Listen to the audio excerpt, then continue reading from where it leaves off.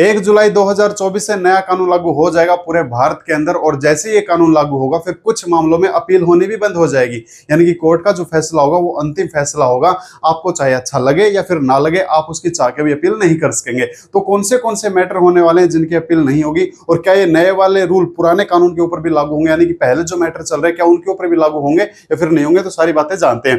देखिए, अगर आपका केस हाई कोर्ट में चल रहा है और अगर हाई कोर्ट ने आपको कोई सजा दी है, और वो जो सजा दी है वो दी आपको 3 महीने की जेल, या फिर किसी को भी 3 महीने की जेल दी है, या फिर 1000 रुपए तक का आपके ऊपर जुर्माना लगाया है, तब आप इस फैसले के खिलाफ आप अपील नहीं कर सकते। अगर हाई कोर्ट का मैटर तो सीधी सी बात है सुप्रीम कोर्ट में अपील लगेगी, आप सुप्रीम कोर्ट में अपील नहीं लगा सकते। अगर आपको इतनी सजा मिली है तो नए कानून के तहत में आपको एक चीज और भी बता देता हूं, 1 जुलाई 2024 के बाद जो कांड होंगे ना, उनकी एफआईआर जो दर्ज होगी उसके बाद उन्हीं के ऊपर नया कानून लागू होगा।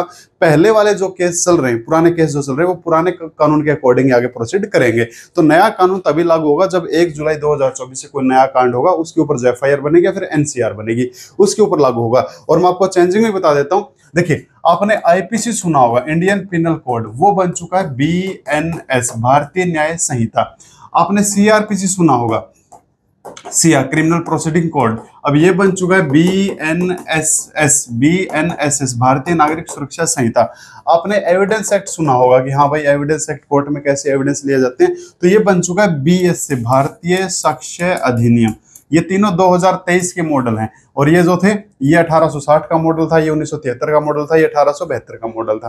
ठीक है, लेकिन ये तीनों 2023 के मॉडल बन चुके हैं। अब इनके नाम बदल के ये हो चुके हैं और कुछ नए रूल इनके अंदर चेंजिंग कर दिए गए, यानी कुछ नए रूल भी आ चुके हैं।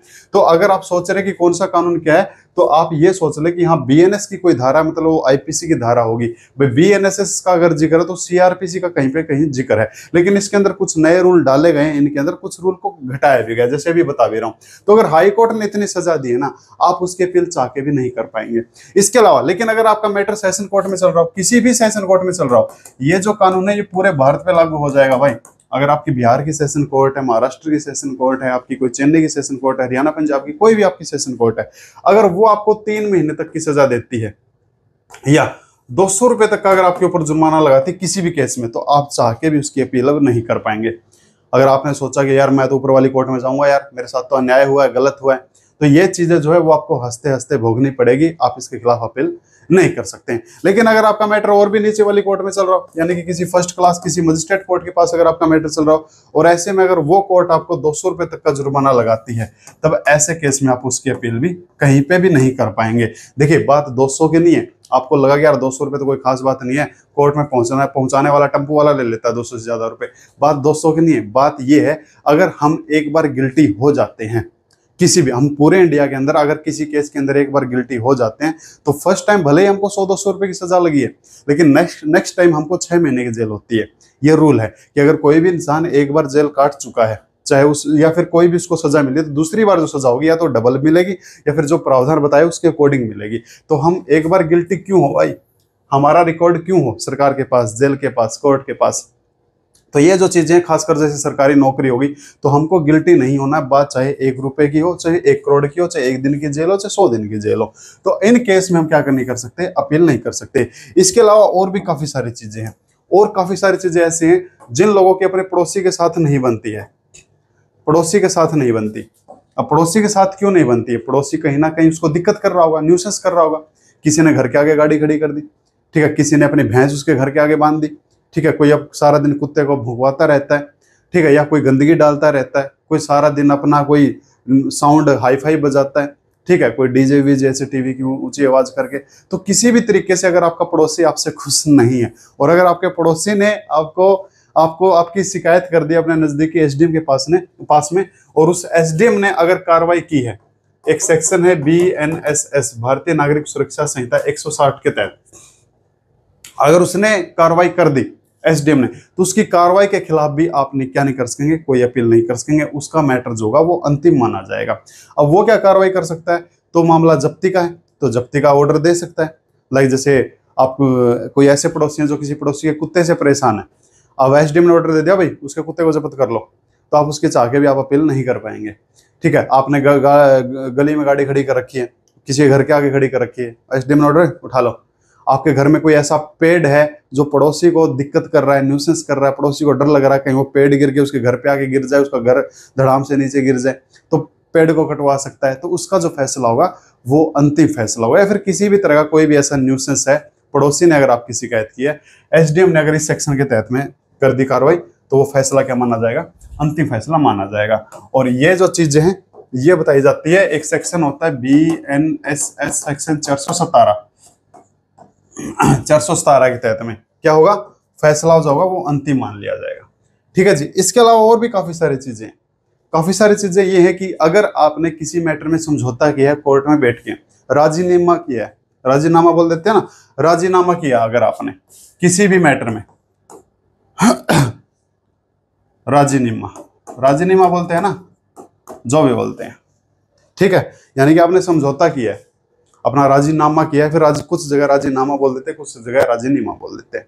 तो अगर आपने समझौता किया कोर्ट के अंदर बैठ के, तो उस केस की आप अपील नहीं कर सकेंगे। अगर आपको लगा कि यार कोर्ट ने तो हमारा समझौता तो बैठ के करवा दिया, पर यार ये तो गलत करवाया यार, हमको बाद में ध्यान आई यार ये चीजें, तो वो चीजें फिर अपील में नहीं जाएंगी, आप उसकी चाह के भी अपील नहीं कर सकते हैं। लाइक जैसे एक्सीडेंट के मामले जो होते हैं, किसी ने किसी को गाड़ी के नीचे कुचल के मार दिया या एक्सीडेंट कर दिया, तो ऐसे केस में समझौता हो जाता है और कोर्ट ने समझौते में करवा दिया, हाँ भाई इसको 5 लाख रुपए दे दे और ये चीजें कर ले। तो बाद में लगा यार 5 लाख रुपए देने पड़ गए, मेरी गलती नहीं थी, ये जानबूझ के गाड़ी के नीचे आया था, सुसाइड करने के लिए आया था।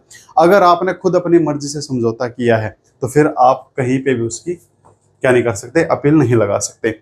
जैसे चोरी के मैटर में आपने समझौता कर लिया, आपके ऊपर कोई चोरी का इल्जाम था, आपने कहा जी मैं समझौता करने के लिए तैयार हूँ, ठीक है, आपने किसी को अबॉर्शन की गोली दे दी, अबॉर्शन की गोली देने के बाद लड़की के साथ आप समझौता करने के लिए तैयार हो, आपने किसी के धर्म की बेइज्जती की है, आप उनसे माफी मांगने के लिए तैयार हो, समझौता करने के लिए तैयार हो, ठीक है, आपने किसी के साथ बेईमानी की है या किसी ने आपके साथ में बेईमानी की है, आप समझौता करने के लिए तैयार हो, ठीक है, या फिर किसी ने आपके साथ आपके घर पे कब्जा किया, खेत पे कब्जा किया, आप उसके साथ समझौता करने के लिए तैयार हो, ठीक है। तो जितने भी ऐसे मैटर हैं समझौते वाले, अगर आप कोर्ट में समझौते करते हो आराम से बैठ के, तो जो भी फैसला होगा समझौते के बाद, अगर आपको लगा कि यार हमारे साथ तो है ना, हमारी तो कोर्ट ने एक नहीं सुनी, समझौता से हम नाखुश हैं, तो फिर आपको नाखुश ही रहना पड़ेगा, उसकी अपील आप नहीं कर सकते हैं। इसके अलावा एक चीज और है, पुलिस वालों को जो पावर दी है ये मस्ट है, इस पे आप गौर फरमाना, जो पुलिस वालों के साथ जो किया है। और एक चीज और, अगर आपको मेरे वीडियोस अच्छे लगते हैं ना तो इसको लाइक कर ले, शेयर कर ले और सब्सक्राइब कर ले, नहीं अच्छे लगे इसको डिसलाइक कर ले, ठीक है। और अगर आपको मेरे से संपर्क करना है, नए कानून की आपको कोई भी जानकारी चाहिए, यहाँ तक कि अगर आप नया कानून पढ़ना चाहते हैं, सीखना चाहते हैं,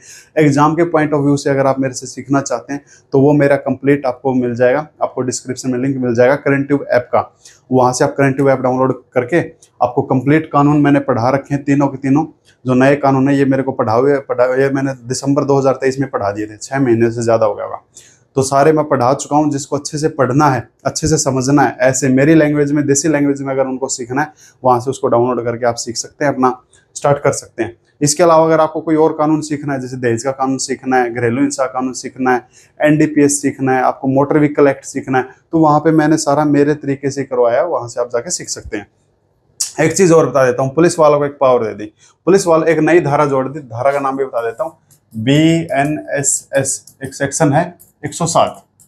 पुलिस वालों को ये पावर दे दी कि अगर पुलिस को शक हो जाए किसी भी प्रॉपर्टी के ऊपर कि ये जो प्रॉपर्टी है ये भाई इसने ईमानदारी से तो नहीं कमाई होगी, किसी के साथ बेईमानी की होगी या फिर सट्टे वट्टे लगा के कमाई होगी, तो पुलिस क्या कर सकती है? उसकी प्रॉपर्टी को जब्त कर सकती है। यानी कि पुलिस को अगर आपकी गाड़ी पे शक हुआ, यार ये गाड़ी, यार इसके बस की तो बात नहीं है इतनी महंगी गाड़ी लेना, तो पुलिस इसको जब्त कर सकती है। और जब्त करने के बाद जिसकी प्रॉपर्टी जब्त की है, कोर्ट क्या करेगा? 14 दिन के अंदर उसके पास में नोटिस भेज देगा, हाँ भाई कोर्ट के सामने आके ये बता कि तूने जो भी प्रॉपर्टी थी कैसे खरीदी, तेरे पास इतना रोकड़ा आया कहाँ से। और अगर वो उसका जवाब नहीं दे पाता है या उसके जवाब से कोर्ट संतुष्ट नहीं होती है, तो कोर्ट क्या कर सकती है? उसकी प्रॉपर्टी को जब्त करवा सकती है जी। और जब्ती के बाद फिर कोई क्या नहीं होगी, कोई अपील नहीं होगी।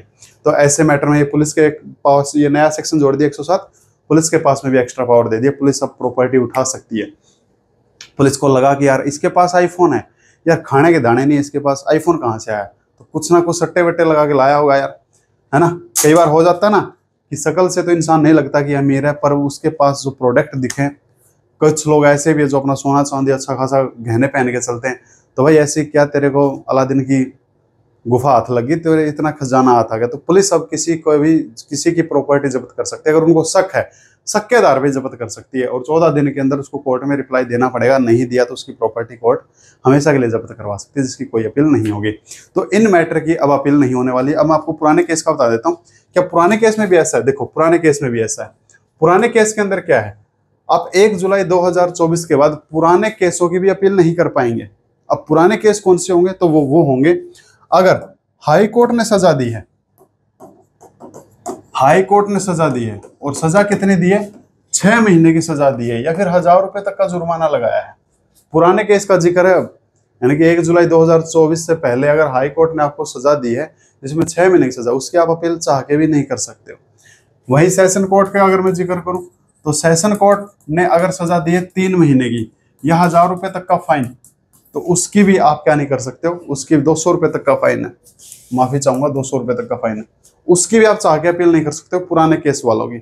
और अगर नीचे वाली कोर्ट ने यानी कि किसी भी फर्स्ट क्लास मजिस्ट्रेट कोर्ट ने अगर आपको 100 रुपए तक की सजा दी है तो उसकी भी आप चाह के क्या नहीं कर सकते, अपील नहीं कर सकते। अब इनके अलावा एक चीज और भी है, चाहे मैं बात करूं पुराने केस की, चाहे मैं बात करूं नए केस की। अगर कोर्ट ने फैसला सुनाते टाइम अगर जजमेंट पे लिख दिया किस मामले की अपील नहीं होगी, तो फिर उस मामले की अपील नहीं होगी, अब चाहे मामला कुछ भी हो। यानी कि इनको भी छोड़ दो, इनको छोड़ने के बाद अब जो बच गया कुछ गया और कोर्ट ने लिख दिया कि भाई ऐसे मैटर की अपील ही नहीं होगी, तो फिर बाय बाय टाटा, उस मैटर की अपील नहीं होगी। अब ऐसे तो कोर्ट लिख देगा, क्या पता रंजिश में लिख दे। कई बार क्या होता है भाई कि कोई केस चल रहा है, केस के चलते चलते जज पे भी गुस्सा आ जाता है, वकील साहब भी जज को सुना देते हैं या कोई क्लाइंट भी सुना देता है, क्लाइंट के साथ या फिर जो पीड़ित है, विक्टिम है, एक्यूज है, उसकी भी जज के साथ में एक आधी बार झड़प हो जाती है। अब ऐसे तो लिख देगा वो अपनी पावर का यूज करते हुए, इसके मामले की अपील ही नहीं होगी। अब अपील नहीं होगी यार, तो फिर अन्याय हो जाएगा। लेकिन वहां पे एक चीज है, एक आर्टिकल है स्पेशल, जैसे हम जाते हैं ना सुप्रीम कोर्ट में जाते हैं 136 के तहत में, तो हम सुप्रीम कोर्ट में जा सकते हैं, वो एक आर्टिकल के तहत, वो एक अलग पावर है। वैसे नॉर्मली प्रोसेस खत्म हो जाएगा अपील का, जैसे हम नॉर्मली अपील करते हैं ना भाई मेरे अपील, वैसे तो एक स्पेशल पावर है, जैसे हम रीट लगाते हैं 226 के अंदर, वो तो एक अलग पावर हो गई। तो ऐसे एक स्पेशल तो हम जा सकते हैं अगर वो लोग एक्सेप्ट करें तो, अदरवाइज इन केसों में क्या नहीं होगी, अब कोई अपील नहीं होगी। तो उम्मीद करूंगा मैं समझ में आया होगा आपको कि नए कानून के अंदर कैसे अपील नहीं होगी, किन मामलों में नहीं होगी, और पुराने वाले भी कुछ सेक्शन लिए गए हैं। तो थैंक यू माय डियर। तो फिर मिलते हैं किसी कंटेंट के साथ में, उस कंटेंट के साथ में जो आप चाहो और आप क्या चाहते हो, कमेंट बॉक्स खुला है। और ये कंटेंट अच्छा लगा इसको लाइक कर ले, शेयर कर ले, सब्सक्राइब कर ले, नहीं अच्छा लगा इसको डिसलाइक कर ले। मेरे से अगर कोई भी संपर्क करना हो, कोई भी कानूनी जानकारी अगर आपको चाहिए तो डिस्क्रिप्शन में आपको मेरे लिंक मिल जाएंगे। Thank you my dear.